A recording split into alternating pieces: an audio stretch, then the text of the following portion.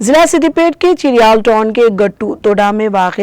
استنا حضرت سید مدار شاہ ولی بابا رحمۃ اللہ علیہ کے 23ویں 2 روزہ عرس تقاریب کا آج تبارک تناول طعام سے اختتام عمل میں آیا، جس میں حضرت ممدوح کے ہزاروں عقیدت مندوں نے بلا لحاظ مذہب و ملت و جنس سیاسی وابستگی سے بلاتر ہو کر شرکت کرتے ہوئے استفادہ حاصل کیا۔ اس موقع پر متولی استانہ حضرت سید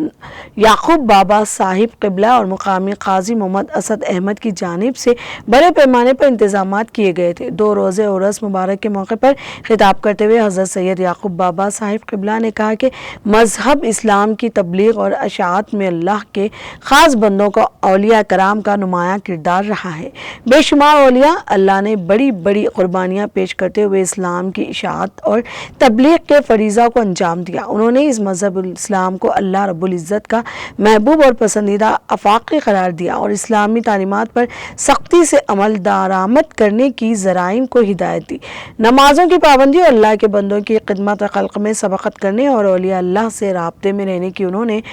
پرزور تلقین کی۔ زمین پر فیض حاصل کرنے کے مراکز اولیاء اللہ کے آستانوں کو قرار دے کر حضرت سید یعقوب بابا صاحب قبلہ متولی نے روحانی فیض پانے کے لیے آستانوں پر مسلسل حاضری کو لازمی جذب کے مترادف بتایا۔